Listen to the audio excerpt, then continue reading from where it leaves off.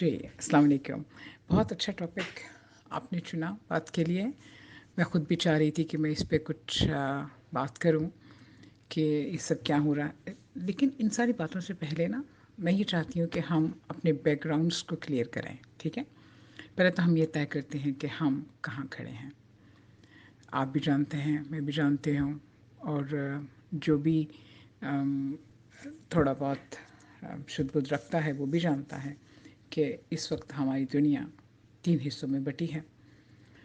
पहली first world, America और उसके फॉलोअर्स।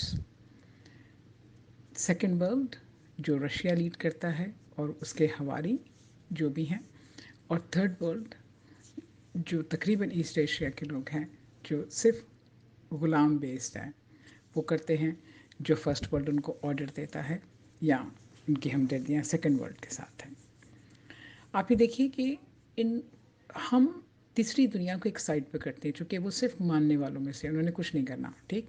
अब जंग या कोई भी बात होती है तो वो सिर्फ पहली और दूसरी दुनिया के दरमियान होते हैं। आपने देखा होगा, आपको याद भी होगा कि कई इस तरह की बातें विलेज ग्लोब के ऊपर आई और गई।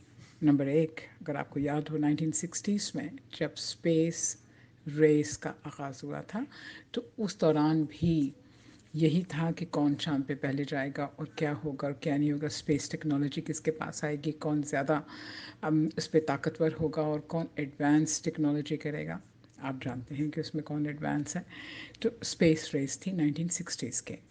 फिर इसके बाद एक और रेस का आगाज़ हुआ 1990s में, जो कि टेक्नोलॉजी रेस थी, जिसके अंदर डिस्कस किया गया, जिसके अंदर आपने देखा होगा ग्लोबली जो बातें हो रही थी कि रॉकेट किसके पास अच्छे हैं, टैंक किसके अच्छे हैं, और वेपन जो है वो किसके पास, केमिकल वेपन्स किन के पास हैं, और कौन न्यूक्लियर बॉम्ब बनाने की सलाहियत रखता है, और कौन नेट का आगाज़, वाईफाई का आगाज़, कंप्यूटर के ज़माने का आगाज़ 90s।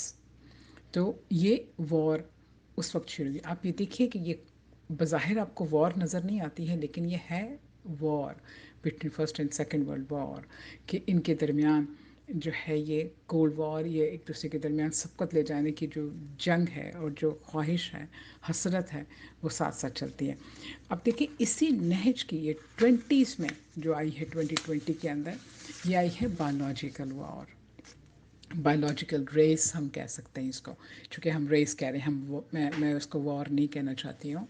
तो पहली 60s में जो थी वो स्पेस रेस थी, फिर इसके बाद सेकंड जो थी 90s में टेक्नोलॉजी रेस आई, अब है बायोलॉजिकल रेस। अब बायोलॉजिकल रेस में देखें कि इसमें केमिकल्स की रेस है, इसमें वायरसेस की रेस है। वायरस को जानने के लिए कि कितने वायरसेस ह्यूमन बॉडी के अंदर तबाही ला सकते हैं, उसकी लेबॉर्ट्रीज वुहान में भी है, उसकी लेबॉर्ट्री लंदन, अमेरिका, हर जगह पे मौजूद है। हम किसी एक को भी ये नहीं कह सकते हैं कि कौन किसे सबकत ले जा सकता है। तो ये बायोलॉजिकल, और आप ये देखिए कि इन तीनों रेस की, बायोलॉजिकल रेस ले लें या कोई भी पहली वाली 2 रेसेस ले लें आप, उन सब की जो अंडरलाइंग बेसिक थ्योरी है वो सिर्फ है फियर टू कंट्रोल। उनको फियर थ्योरी है, ये फियर कंट्रोल थ्योरी मैं इसको कहती हूँ, कि आपने खौफ की फ़िज़ा पैदा करनी और कंट्रोल हासिल कर लेना है।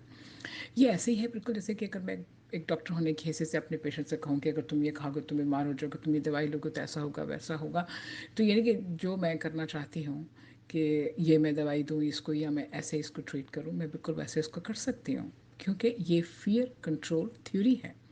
तो यही फियर कंट्रोल थ्योरी इस वक्त वर्ल्ड के अंदर जो है वो चल रही है, ताकि दौलत, मादनी दौलत और जो जितनी भी दौलत है दुनिया की, वो उसके ऊपर कब्ज़ा किया जाए। और ये कब्ज़ा जो है, जैसे हम बहुत दफ़ा ये बात कर चुके हैं कि ये कब्ज़ा सरमायादारों के हाथों में आना चाहिए। और दुनिया के सबसे बड़े सरमायादार जो हैं वो हम जानते हैं कि अमेरिका है। वो चाहता है कि तमाम दुनिया के रिसोर्सेज पे उसकी ताकत हो, उसका कंट्रोल हो, इसलिए वो फियर की गेम खेलता है ताकि उसका कंट्रोल रहे। अच्छा, आप ये देखिए कि इस सारे सिनेरियो में जब ये रेस हो रही थी آئی مین ٹیکنالوجی کی ریس تھی، یا وہاں کیا کہتے ہیں اس کو، آسمانوں کی ریس تھی، یا بایولوجیکل ریس ہے، جو بھی ریس ہے، اسپیس ریس، ٹیکنالوجی اور یہ والی ریس، ان تینوں میں تیسری دنیا کا کوئی کام نہیں ہے. تیسری دنیا کو الجھا دیا گیا ہے.